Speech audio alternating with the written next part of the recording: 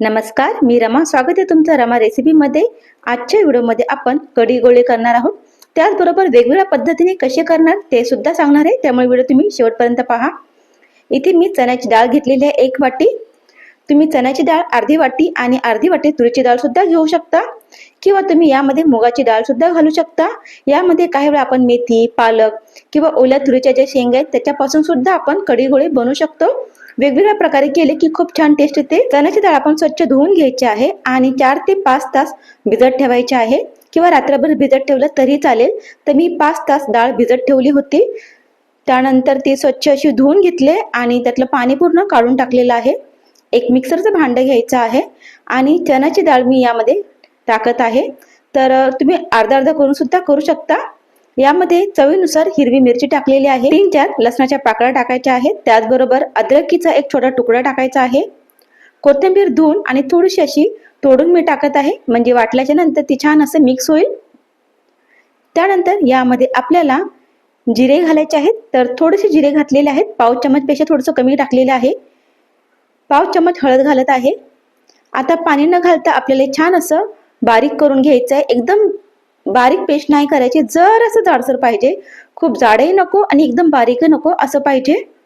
आता एका वाटीमध्ये आपण हे मिश्रण काढून घ्यायचं आहे.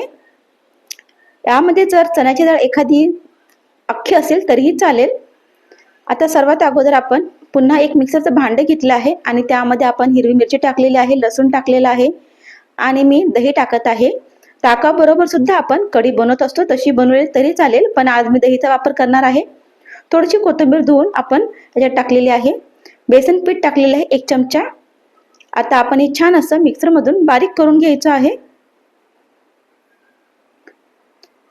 एका कढईमध्ये आपण 2 चमचा तेल गरम करायचं आहे. तेल गरम झालं की त्यामध्ये फोडणी द्यायची आहे. मोहरी, जिरे आणि कढीपत्ता टाकायचा आहे. फोडणी छान झाली की त्यामध्ये आपण लसूण टाकायचं आहे. तर लसूण आपण ठेचून टाकणार आहोत, 4 ते 5 पाकळ्या. छान असं आपण हे परतून घ्यायचं आहे. त्यानंतर यामध्ये अर्धा चमच हळद टाकायचं आहे. गॅस लो करायचा आहे आणि त्यानंतर आपण जे दहीचं जे पेस्ट तयार केली होती ते टाकायचे आहे. मिक्स करून घेऊया. कढी आपल्याला किती पातळ पाहिजे त्यानुसार आपल्याला यामध्ये पाणी टाकायचं आहे. तर इथे मी 3 ग्लास पाणी टाकणार आहे. एकदा हलवून घेऊया आणि यामध्ये आपण चवीनुसार मीठ टाकणार आहोत. स्लो टू मीडियम गॅसवरती आपण ही कढी उकळू देऊया, तोपर्यंत दुसरी तयारी करून घेऊया. चण्याच्या डाळीचे मिश्रण घेतलं आहे. त्यामध्ये आपल्याला अर्धा चमचा धने पावडर आणि अर्धा चमचा जिरे पावडर टाकायचे आहे. चवीनुसार मीठ टाकायचं आहे. यामध्ये आपण अगोदर हळद घातली होती. आता हे छान असं व्यवस्थितपणे मिक्स करून घ्यायचं आहे.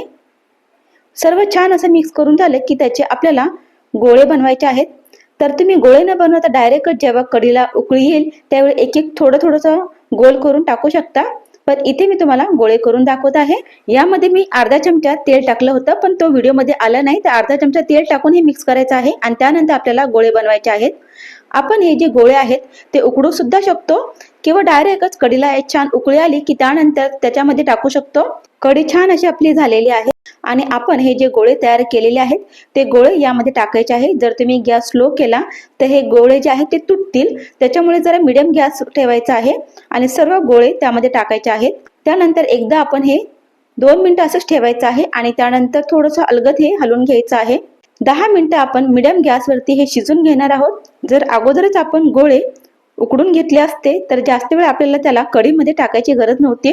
3 ते 4 मिनिटातच तयार झालं असतं. तर अशा पद्धतीने आपले कढी गोळे तयार आहे. व्हिडिओ आवडला तर लाईक करा, शेअर करा.